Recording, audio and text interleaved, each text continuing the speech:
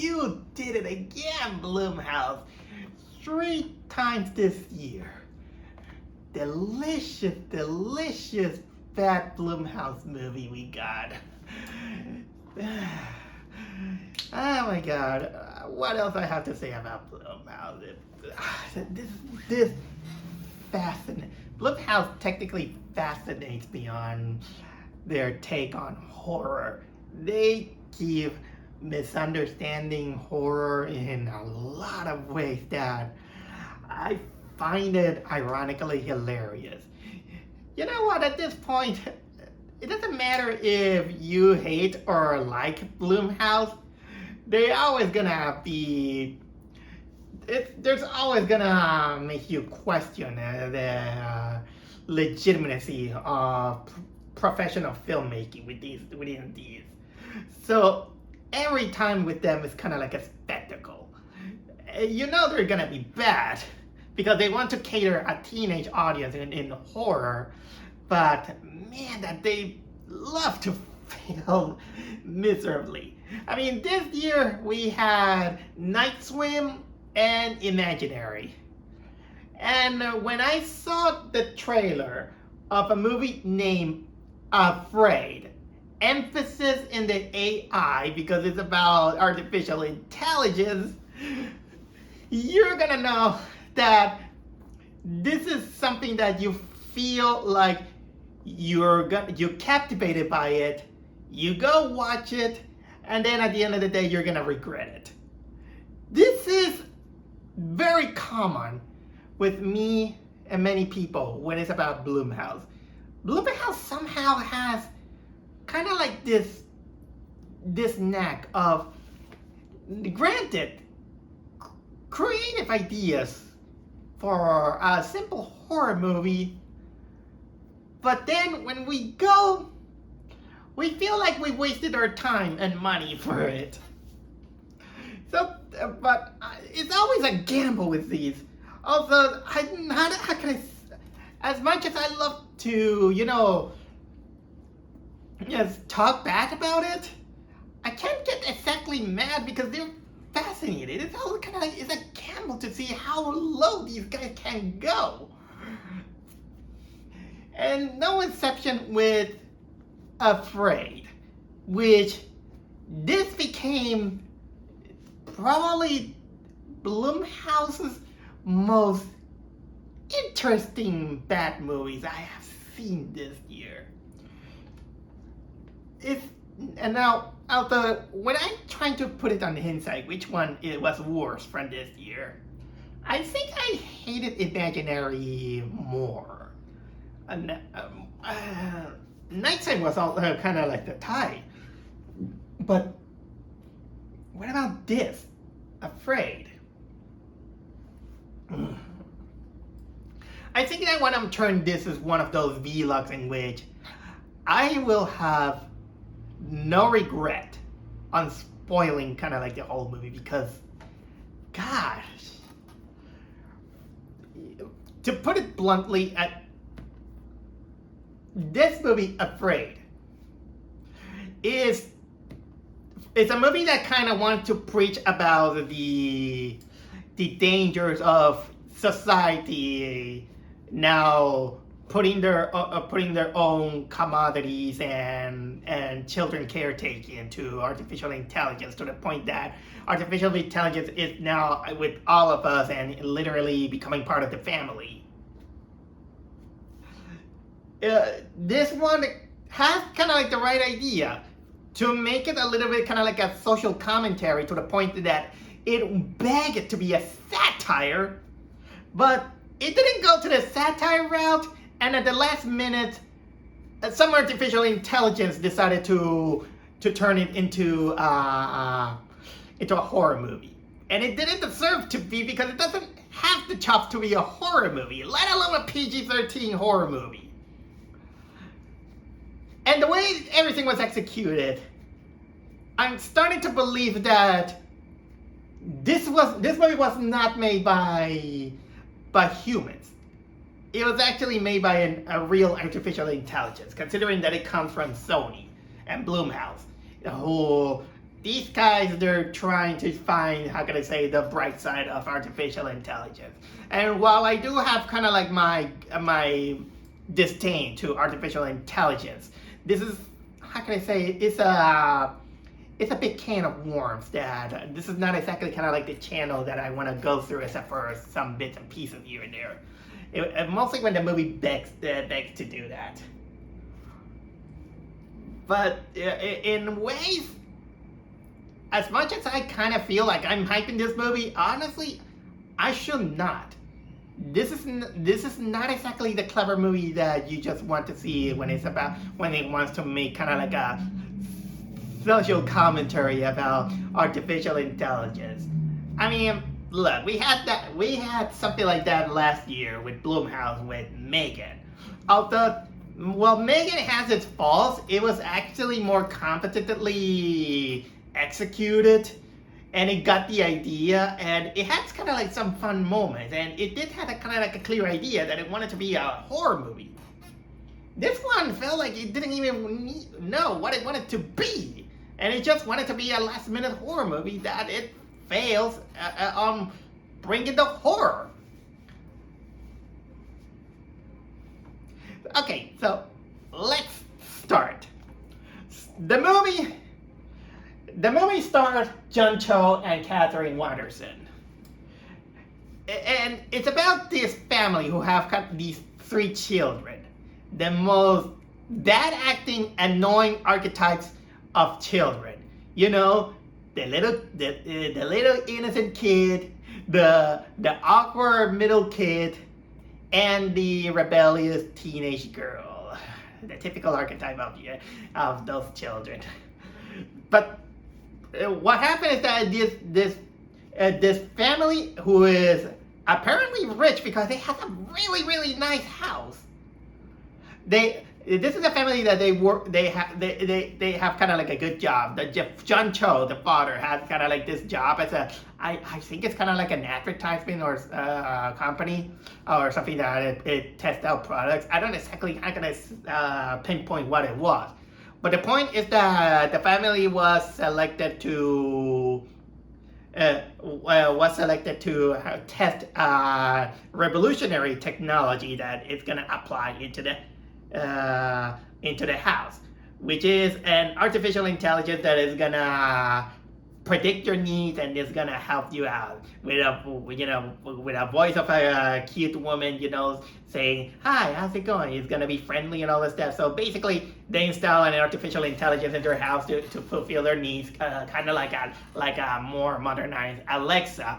Even the movie makes fun of it. It's like a super Alexa. And you're gonna hear that comparison like 3 times, even in the post-credit scenes, in which, yeah, it's almost like Alexa, but more friendly. But then that artificial intelligence named Aya, no, not A-Y-I, A-I-I, A-I-A, Aya, get it, Aya?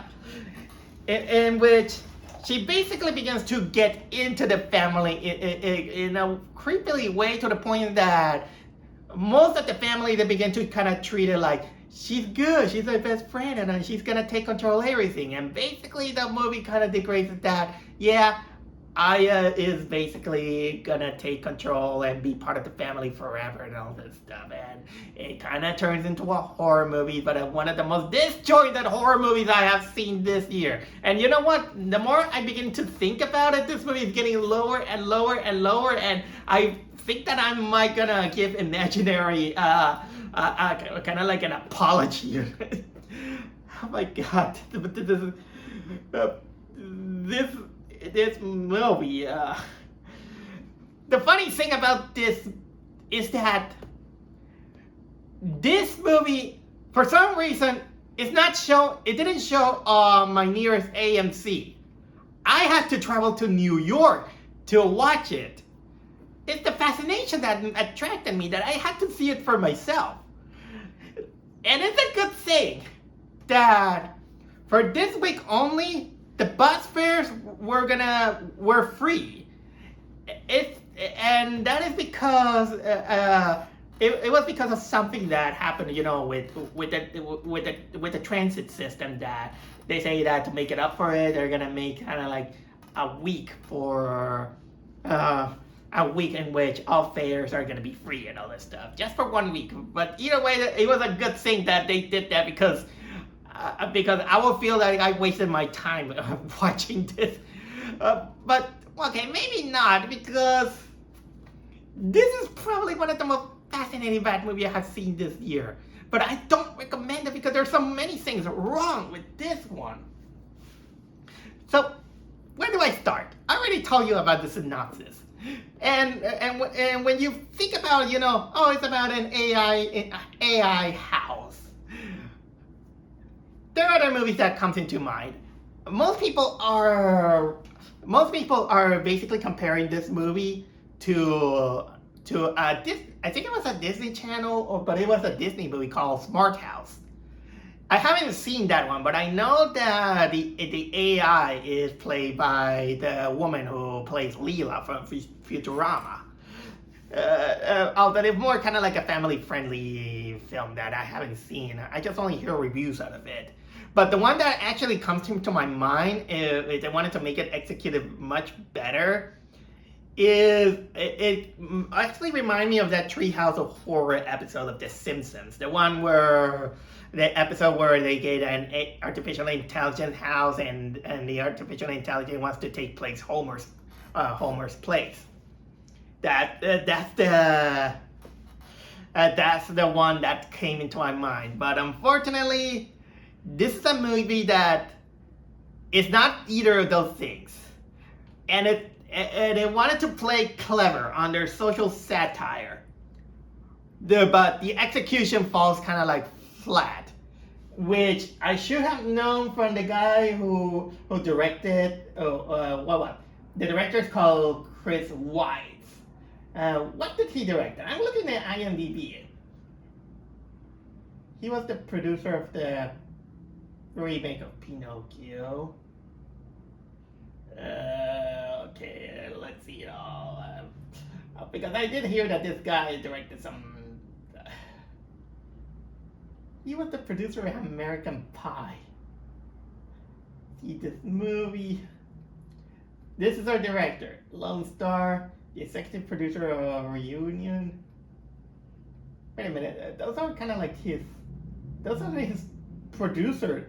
Those are the movies he produced. How about directions? Oh, there it is. I should have known. He directed The Golden Compass, a movie that I never seen, but people kind of like didn't like it. Oh, of course, he directed Twilight New Moon. He was also the director of American Pie. I should have known. Okay, let's continue. Okay, let me start off with the acting, because the acting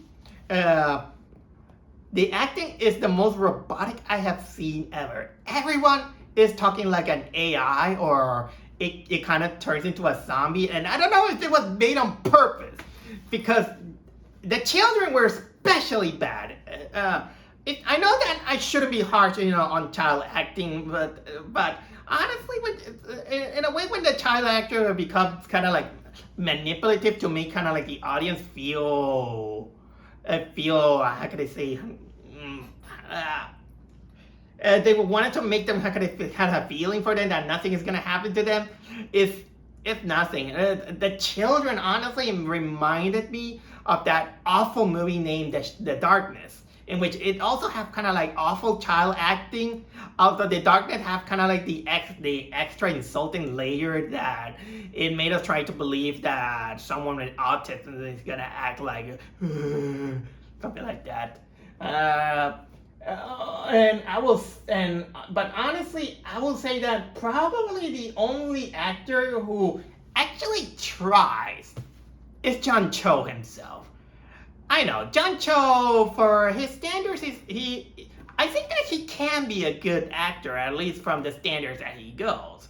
I mean, he was in Harold and Kumar, and, well, I think I saw him some other times, but I know that I can see that this guy has some acting chops. You can see that the guy can. Maybe you need a better director and probably a better acting coach. But honestly, even the character that he was written, I think that he might be probably the least bad actor that you could get there. He wasn't actually bad. He's the only one that kind of tried. And the other characters are, well, it's not kind of like abysmal acting. You can tell that it's mostly the dialogue that makes it awful. Because when you're trying to hear the way they talk, they talk like robots.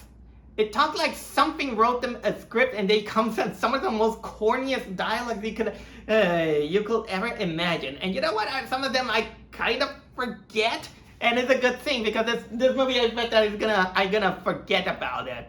But I will give it this: that while there was not exactly too much chemistry between John Cho and Kathleen Waterston playing husband and wife, at least it got better chemistry than the one that I saw in The Crow. The one from last week. There's other actors. There's Keith Carradine is also in there, but I don't know. I don't exactly remember what he does, but man. And of course, there's the AI. The AI it all kind of like sounds robotic. And man, how can I describe this thing? All right. Let's try to get our way with the cinematography, because it's a typical Blumhouse thing that it tries to be kind of like the PG-13 kind of style. There are some moments in which I did notice some amateurish pointing of the camera. Sometimes the camera moves where they shouldn't be, and you can tell they know where to point the camera. But also the biggest fault that this movie has is that it wants to be so much PG-13 on its thing that it lacks its teeth. And for a movie that is self-proclaimed horror movie, it's not even scary. It fails on the scare. And the execution also fails because nothing feels like a horror movie. You feel like there is something in the first few minutes. Actually, you know what? Scratch that. No, even the prologue is awful, and it kind of gives you kind of like a lot of predictions. Although some predictable things you might nail it, some don't. I thought there was gonna be something like that, but man, that is just so corny. Because it feels, again, most of the horror aspect, it feels like last minute, and it doesn't let you sink in. And the worst part is that you notice that this is wanted to be a try-hard horror movie when it feels like we call this a horror movie when we get jump scares. And it feels like just because you have a jump scare, which I counted, five jump scares in this movie, and most of these jump scares are failed. They're bait. They don't have substance. They use it just because we want you to scare. One of them is a dream sequence, and you know what? For the substance of the story of the movie, it leads to nowhere. And you know what? Also, when it's about the styling of the movie thinks that it's clever when it puts you on the screen, and there are some moments in which you're gonna see, distorted images of AI art, AI people, turning into artificial intelligence art, and just like saying, hey, look, artificial intelligence is making this. It's scary that artificial intelligence is doing all these things. Well, movie, if there.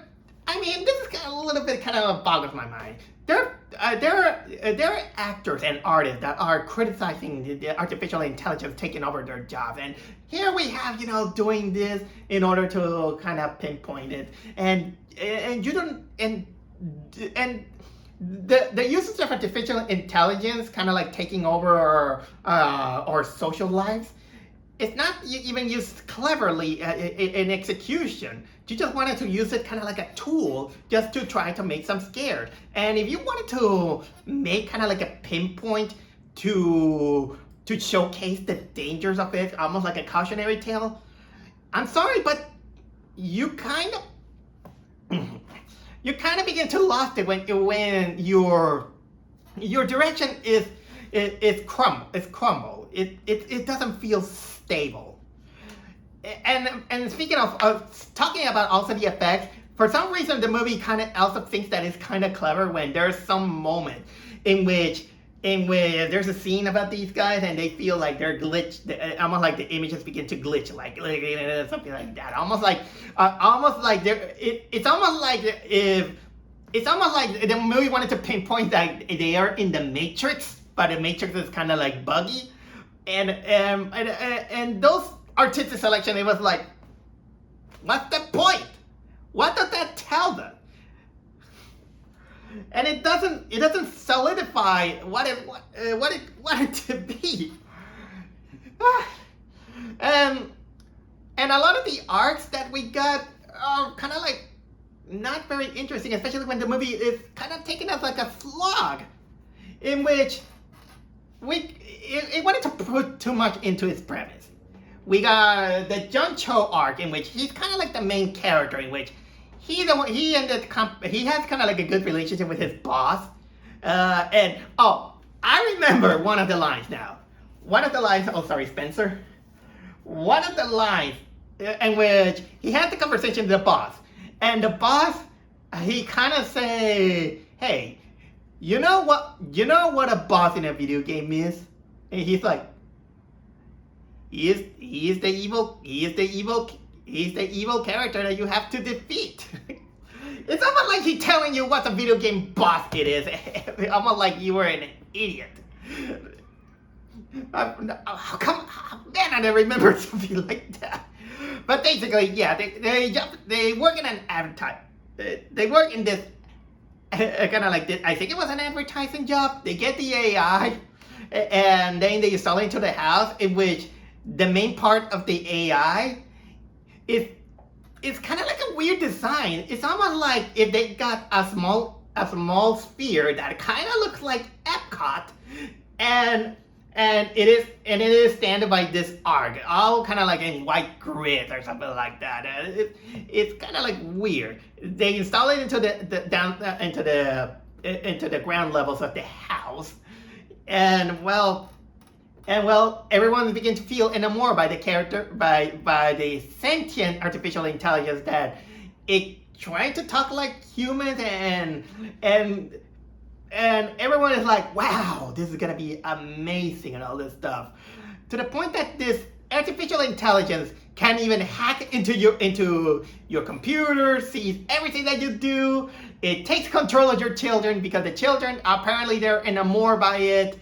In which there's kind of like a side arc that I'm gonna get to it, in which, and apparently it also goes into your account, because there's a moment in which the mother, she's trying to cook the breakfast for their children, and then the Aya, the artificial intelligence, is like, hey, I think this is gonna be. This is gonna be tiring. I made something. I took the liberty to do you something so you can make things easier. I order you this. How can I say, this package of get your own delivery. And then seconds later, she gets a package, or all these food delivery things and all this stuff. And the woman's like, wow. Thank Aya, but in my head, it's like, woman. Apparently, this artificial intelligence used your credit card account without your consent, because you need to give for a delivery service. You need to give them your credit card account, your address. So you technically give you gave the delivery service your address without your consent. I'm overthinking this, but this went kind of like cartoony level.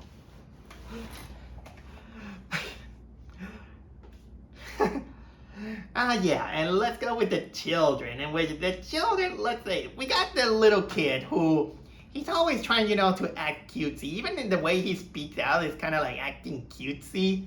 The little kid apparently he's sick, and the mother, she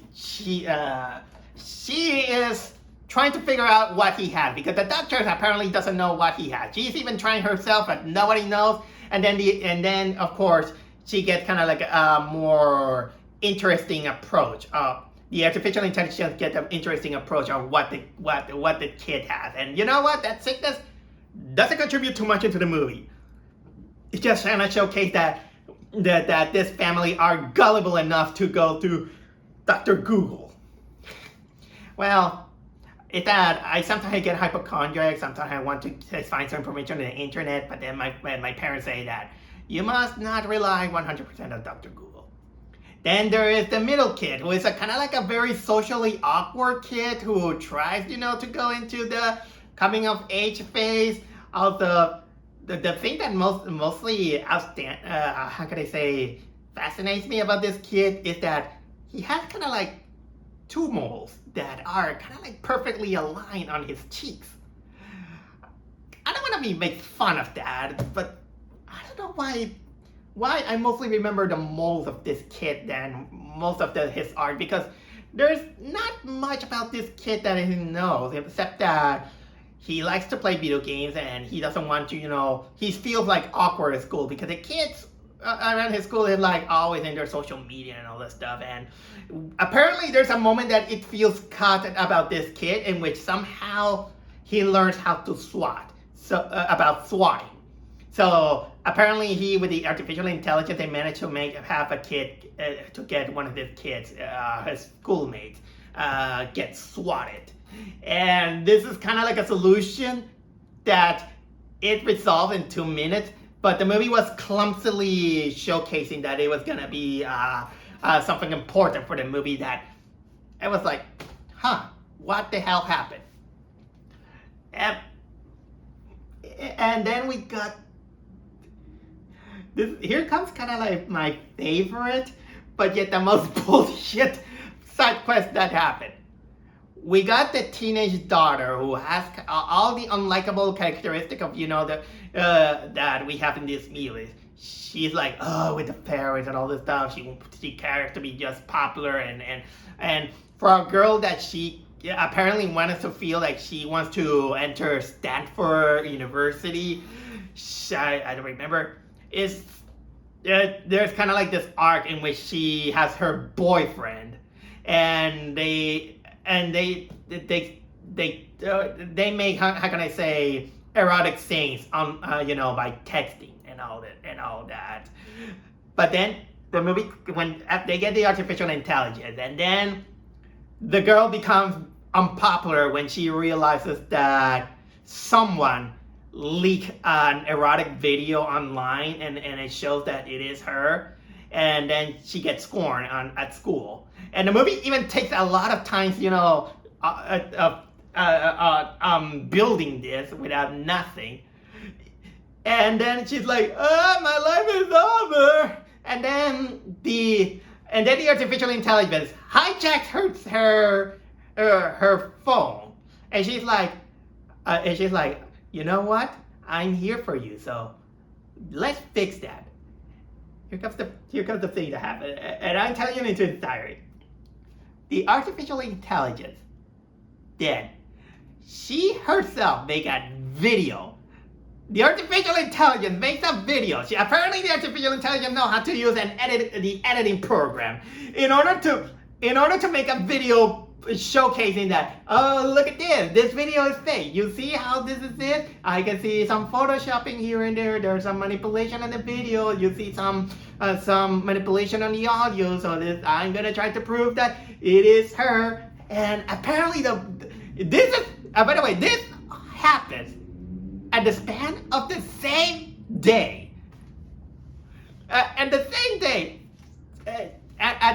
day, when all the editing and all these things in which apparently this is a video that was made in 10 seconds and then posted online, and then it comes this very over the top moment in which the AI says to the teenage daughter, she's like, "Come on, no one's gonna make fun of you." And then it turns into slow motion in which she walks out into the crowd. And then everybody is kind of like looking at her, and then some girls just watch her and they kind of like hugging, like saying, "Oh, I'm sorry," or something like that. And I'm like, they wanted to pretend that this was the most victorious way possible. But it doesn't end here. It doesn't end here. What happens later is that mere second after that, the AI calls on the phone and she's like, "Hey, I took the liberty to make a second video. The second video that I did is that I discovered that what they did is consider child pornography, and this is illegal, and that this is gonna be, how can I say, in consideration to be arrested for the law. And you know what? After doing all this research, I found that the source came from here, from this house. And then after pinpointing it, we found out that the culprit is the boyfriend.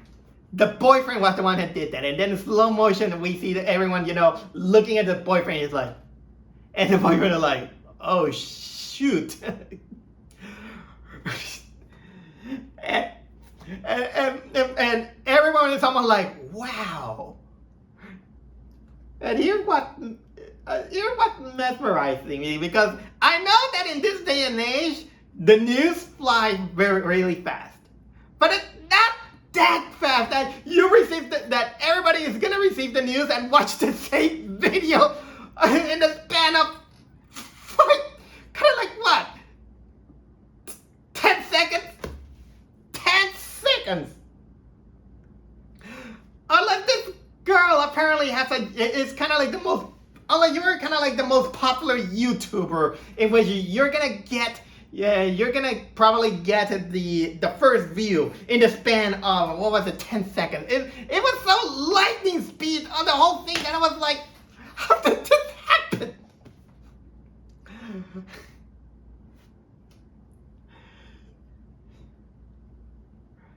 And by the way, I remember another thing that this movie is trying too hard to be a PG-13. Is that I think it was 2 or 3 times in which the movie wanted to hide themselves kind of like a swear word. Even at the beginning of the movie, now I remember, in the beginning of the movie, it's like, I think it was John Cho that says that, oh, frick, or something like that. And then the small kid is like, "Why do you say frick?" Well, frick is like, it's like he said like, oh no, now I remember. The kid is like, "Are you allowed to say frick?" And the father is like, "Well, I can because it's worse than the other word. What's the other word? I'm not gonna say it," or something like that.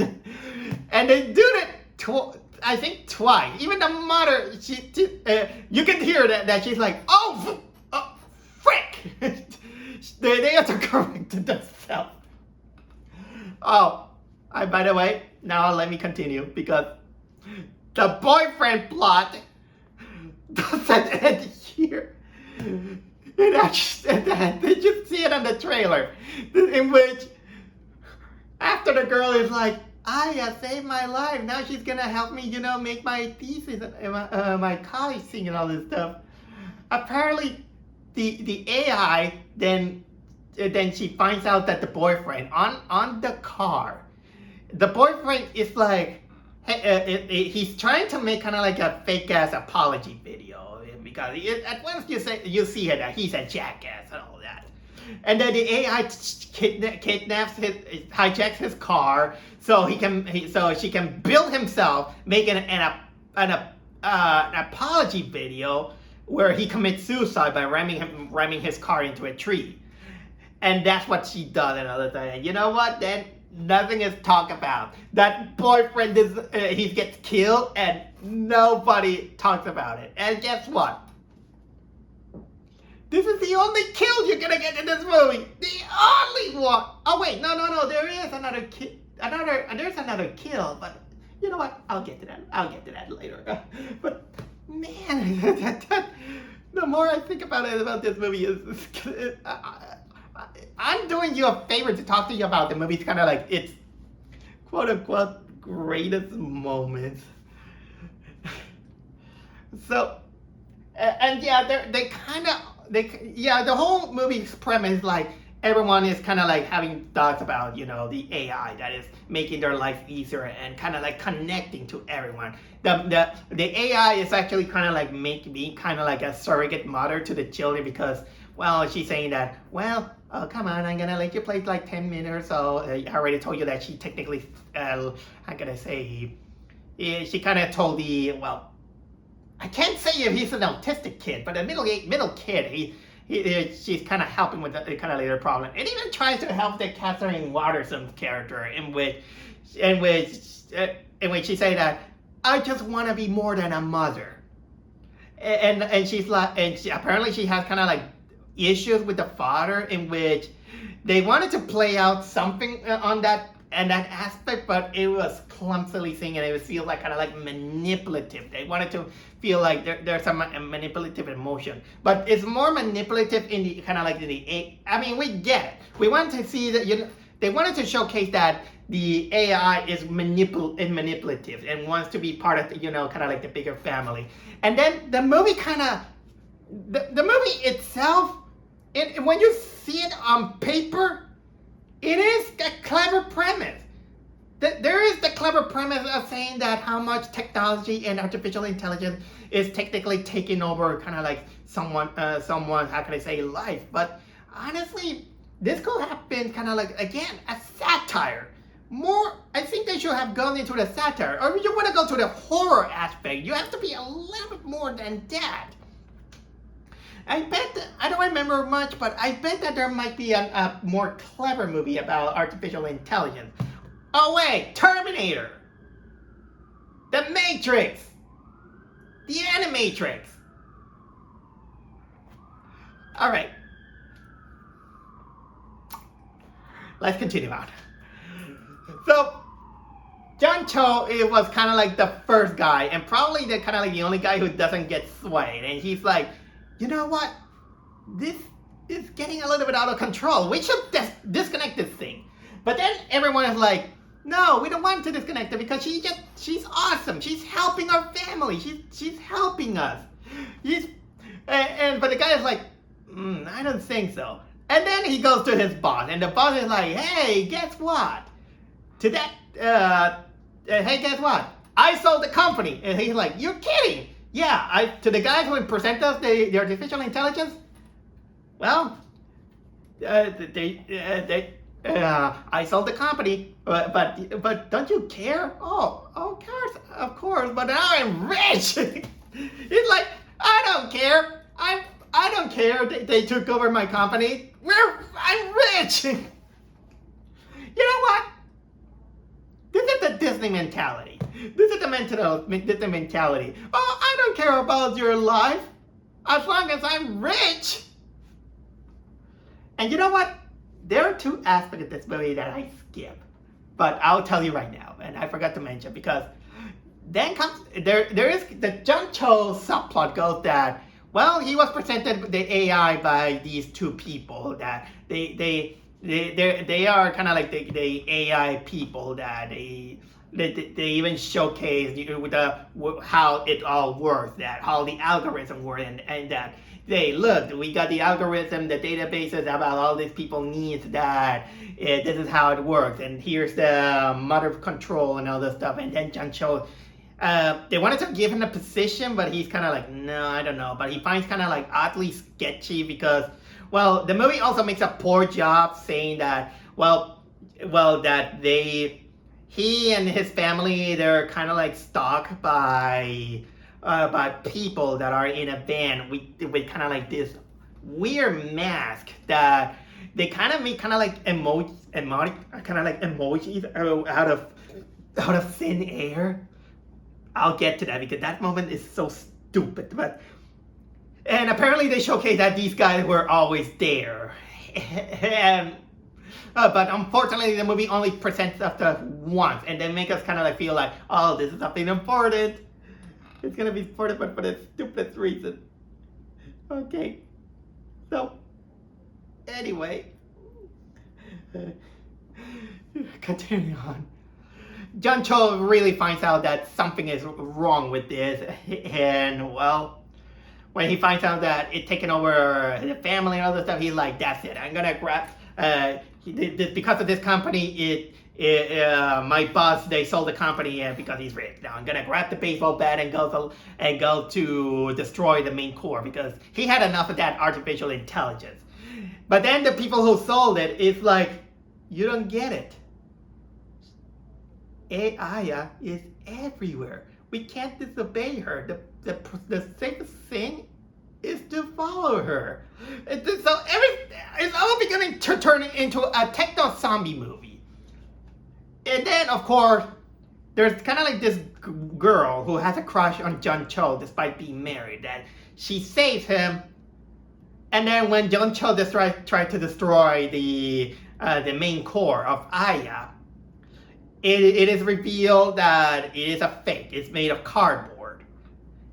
And well, then they begin to realize that the core is on the house. And John Cho tries to say, hey, I gotta call my family, and he uses a smartphone. And of course, the girl, she's like, I gotta do what Aya said, and she basically distracts him, and the call that he made was fake and all that. It's kind of like a plot that's gonna distract everything. But of course, John Cho doesn't have any of that. He goes to the house, and the wife is almost fooled because Aya kind of like make a phony video of John Cho going into, how can I say, cheating on her. But she doesn't buy it because they know that they love. Honestly, that could have gone a little bit better, but remember, it's kind of like that movie. And then the invaders come. Apparently, this invader plot, it was last minute, and I don't know how the hell did they make kind of like this invader plot in a movie that was supposed to be concentrated on AI, and here's the reveal. At the beginning of the movie, we get this prologue. About this father and mother having a daughter.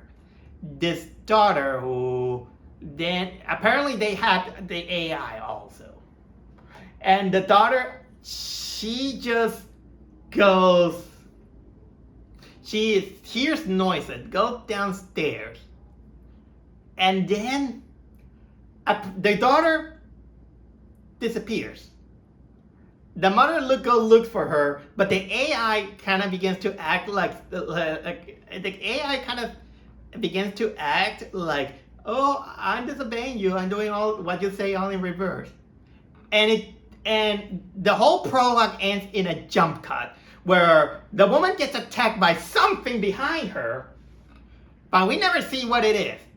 Apparently, they wanted to build up that there's a phantom or a monster, but there's nowhere there. So that prologue is only used because the two person that were on that van who wear all these kind of like this mask in which they remove it later in the movie, and they begin to say that the AI intelligence apparently told them that that family is the one that kidnapped their daughter. And everyone begins kind of like to fight. And they were kind of like in a triangle and trying to doubt, of course, the AI. And you know how everything is solved? The middle child, he made a call to the SWAT team. So they were rescued. The whole thing was rescued by swatting.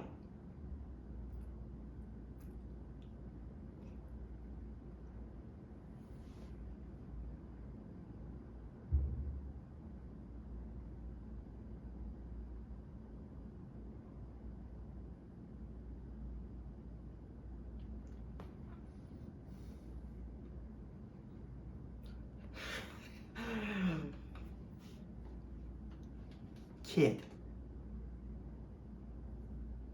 There's something called 911. There's something called a police department.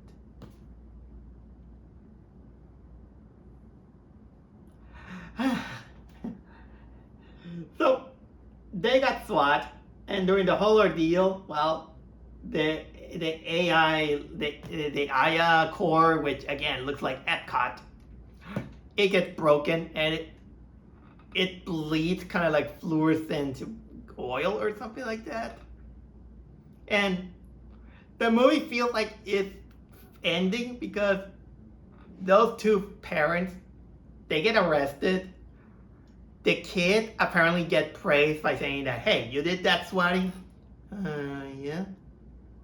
Good job. Don't do it again.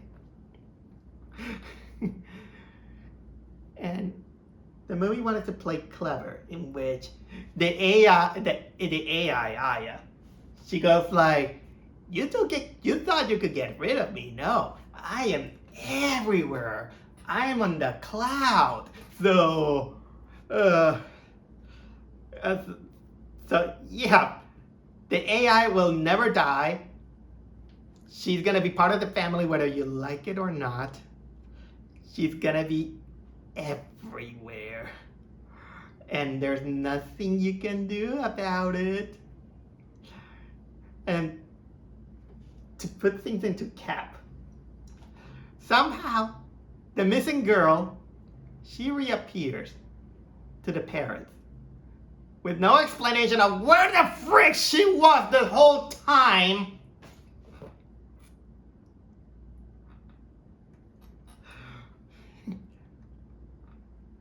And then John Cho and his family, they get on a car controlled by the AI, and they're like, I love you too. And the AI goes, I love you too. And they drive off, I don't know, somewhere. I don't know if this family, they're gonna go into a remote island, because probably that's the only solution you can go for to get out of this artificially intelligent control civilization where Aya took over the world. She's gonna be part of the family whether you like it or not. So apparently the only solution is to go to a remote island where no technology lives. This is kind of like the prequel of Terminator. And I think it was a 2-hour movie, and I feel like this is kind of like one of the most inept movies I have seen. And I saw movies like, how can I say, the Night Swim, Imaginary, Blumhouse. You're getting worse and worse, but somehow you fascinate me. And you know what? I encourage to make more movies like a little bit like that, because honestly, you're putting a good example of what not to be for a horror movie. You're the perfect example of the lamest excuse of cash-grabbing horror movies. And it's a shame. I know that you can do better. And you know what? Bring it on, because honestly, I'm still missing movies that they're horrible, but they make you laugh unintentionally. Sometimes, and I honestly kind of love these kind of movies, and ironically, when was the last time I had that? Maybe Megan was one of them. This one also comes close. This is probably my Megan of this year. Although Megan was actually executed better. Megan was a better executed movie compared to this. This was just a hodgepodge of not knowing what to do, and nobody even know what they want to say. They had an idea. They had the idea, and it could be a clever satire, but no, you didn't do any of that. And by the way, they even have a small kind of like post credit scene in which it's basically some YouTuber making an kind of like an unboxing video of the Aya character, making it, all these things, and kind of saying that, hey, when you do this, you must do like this, you must do this, and kind of like hand signs. Oh yeah, I kind of forgot mentioning that there's kind of like this hand sign plot in which goes almost nowhere, in which I don't know, in which it's so confusing that it wanted to do too much that it understands too little, and it just comes off as a very, very shallow movie on what it wanted to see and what it wanted to convey and what it wanted to be, let's say. There's also something very funny, I'll say. Yesterday, with me and a group of people, we wanted to watch a bad movie, and the bad movie that we decided to watch, it was the Emoji Movie. Yeah, I rewatched that piece of garbage that I had seen, at least for the sake, because there's this YouTuber called Saber Spark, and he made that kind of like the interesting question saying that, were we too harsh on this movie? No, we weren't. It deserved what it got. And the funny thing is that since I now made myself kind of like a creed, in which nowadays, from now on, I'm gonna stay on sit until the credits end on every single movie. I was just texting with my, with a friend to tell her about what I thought about this movie, and then I watched the screen, and you know that sometimes they credit, the elements of some clip or movie that they saw. They credit the Emoji Movie. Somehow, the Emoji Movie was on the background of this movie, and I haven't even noticed.